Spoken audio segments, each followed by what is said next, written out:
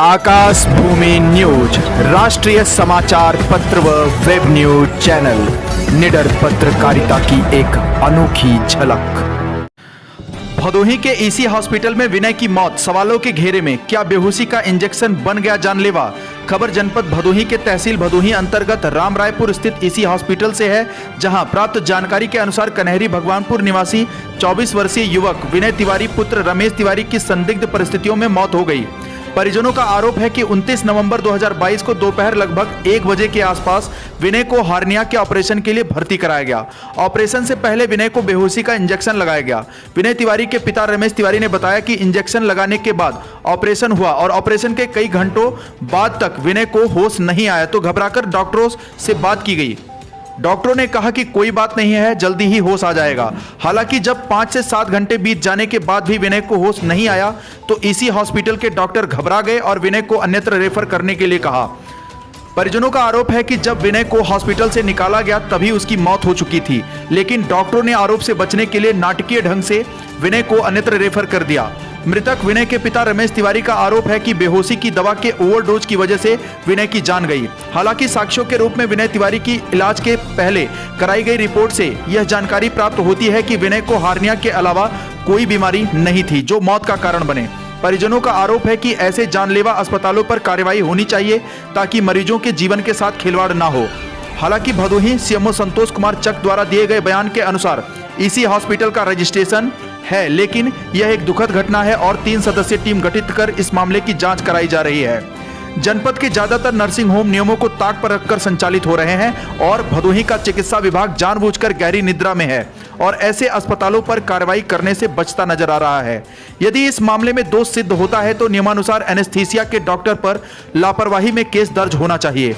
हालांकि परिजनों सहित क्षेत्रीय लोगों में यह चर्चा का विषय है कि इस मामले में कुछ नहीं होगा, क्योंकि संबंधित मामले में सफेद पोश लीपापोती करने में लगे हैं और हैरानी की बात तो यह है कि जनता इससे भली भांति परिचित है कि इस मामले में आखिर कौन अपनी राजनीतिक रोटियां सेक रहा है। वहीं हॉस्पिटल संचालक डॉक्टर गणेश यादव संबंधित मामले में किसी भी तरह का बयान देने से बचते नजर आ रहे हैं।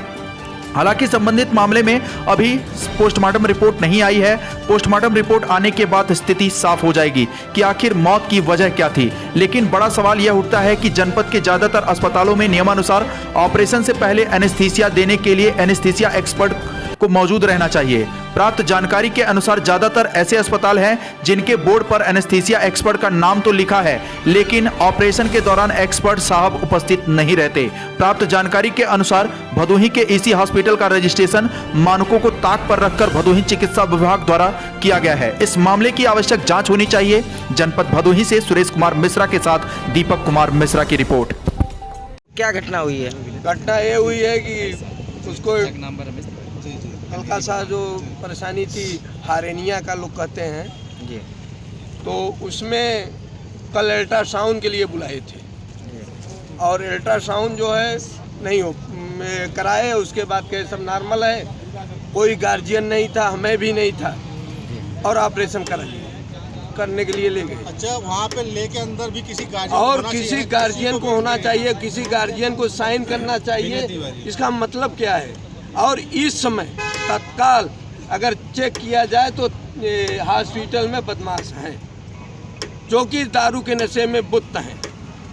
इसका मतलब कि हमारा परिवार मर जाए और हम बैठ कर देखते रहें और बदमाशों के बल पे जो है ये लोग हम लोगों का शोषण करते रहें, ये अच्छी बात नहीं है। क्या घटना है, कल बुलाए थे, कल किए थे, कल का सुबह की शाम में 12 बजे के बाद आए थे।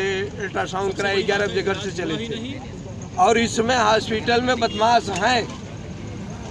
ब्रिजेश तिवारी है, मैं ग्राम सभा कन्हैरी से हूँ। और जो हमारा पेशेंट ख़त्म हुआ है तो हमारा एक तरह से भाई था, पड़ोसी भी था।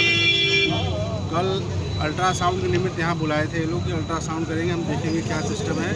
अपेंडिक्स था, उसका ऑपरेशन करने के लिए, तो देखे बोले नॉर्मल है, हम इसका ऑपरेशन कर देंगे, सब ठीक हो जाएगा। यहाँ पे ले आए, अल्ट्रासाउंड किए, बोले नॉर्मल है। उन्होंने इंजेक्शन क्या दिया, कौन सा इंजेक्शन दिया कि जब से इंजेक्शन लगाए हैं तब से होश आवाज़ उसको मतलब 2 घंटे 4 घंटे 5 घंटे 6 घंटे कोई लिमिट होता होगा। हमने शाम को पूरे परिवार से हम लोग एकत्रित थे। हमने बोला भैया अगर आपके बस की नहीं है तो अभी भी जवाब दे दीजिए, हम इनको बनारस या जहाँ भी सुविधा होगी वहाँ लेके जाएंगे। तो बोले नहीं हम कंट्रोल कर लेंगे, कोई घबराने वाली बात नहीं है, आप लोग चिंता मत करिए। बहुत दबाव ये दिया तब पे नहीं छोड़े। जितना पैसा हो सका 40-50 हज़ार रुपये वो भी ले चुके किसी न किसी इलाज के रूप में, पर कोई रिजल्ट ना हो। सुबह और रात में हमने बोल दिया था, बात भी हमने की काफ़ी डॉक्टरों से, तो बोले कहानी ख़त्म है, लेकिन ये लोग ज़बरदस्ती आपको रोके हैं। और लास्ट में वही हुआ कि सर सुबह हमको बोले कि आप इनको वेंटिलेटर बनारस ले जाइए। और हम लोग सुबह यहाँ पे एकत्रित हुए। अब वो एक तरह से मान लीजिए ख़त्म यही था। बाहर ले बोले ले आए, थोड़ी यहाँ से पंप पता नहीं कैसे हवा दे रहे थे, तो पेट में हवा की वजह से पेट फूल रहा था। लेकिन गाड़ी में कुछ दूर ले गए, वहाँ से जो कुछ भी था फॉर्मेलिटी वो ख़त्म।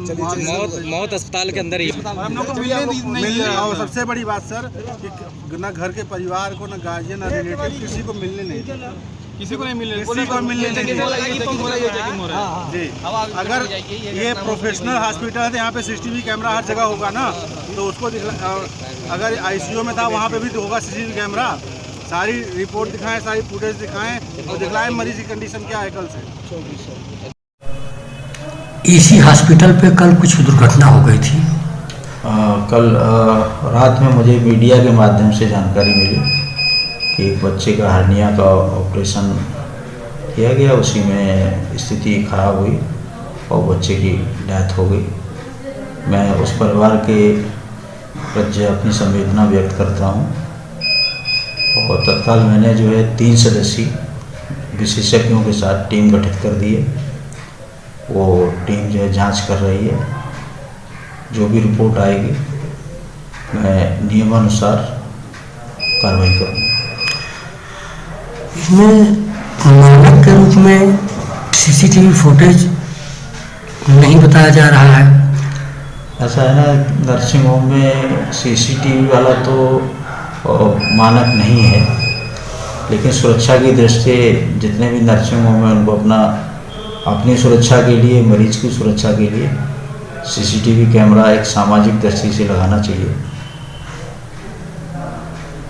सर जब इसका रजिस्ट्रेशन किया गया तो उसमें मानक पूरे पाए गए हैं कि नहीं? हाँ, जिसमें रजिस्ट्रेशन किया गया तो फायर का NOC, पॉल्यूशन का NOC और ऑनलाइन जो प्रक्रिया होती है उसमें जो विशेषज्ञ हैं और जो भी पर्याप्त होने चाहिए वो थे, तभी इनका रजिस्ट्रेशन किया गया था। सर प्राप्त जानकारी के अनुसार पता चला कि वो नर्सों वहाँ एक्सपायर हो गया था। प्राप्त जानकारी के अनुसार मुझे पता चला कि वह व्यक्ति परसों ही एक्सपायर हो गया था हॉस्पिटल में। ये जांच का विषय है, जांच डॉक्टर साहब लोग करके हमें देंगे। सर कहाँ के निवासी हैं? कौन जो एक्सपायर हुए कहाँ के निवासी हैं? ये मेरी जानकारी नहीं है।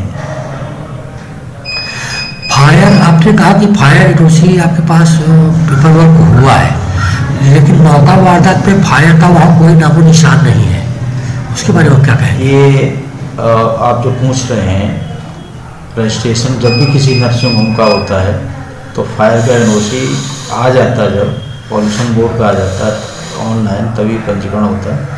तो ये भी जांच का विषय है कि इनके यहाँ फायर एक्सटिंग्विशर लगा था कि नहीं लगा था। वो आज मौके पे लगा ही नहीं है तो पहले भी नहीं लगा रहा होगा। टीम जांच कर रही है, उसको हम इस पर भी डायरेक्शन दे देते हैं। तो रजिस्ट्रेशन में पेपर कैसे आ गया? नहीं, ये तो संबंधित विभाग है, उसने देखा होगा तभी NOC दिया है। नहीं, आज अगर नहीं है तो उसका दायित्व किसका बनता है? ये एक वैसा विषय हो गया। लाल बटन दबाकर चैनल को सब्सक्राइब करें तथा घंटी का बटन अवश्य दबाएं ताकि सभी वीडियो की जानकारी आपको मिलती रहे। अपने आसपास होने वाली घटनाओं की जानकारी के लिए आप हमें नीचे लिखे नंबरों पर संपर्क कर सकते हैं। आप अपने आसपास होने वाली घटनाओं का वीडियो हमें व्हाट्सएप भी कर सकते हैं।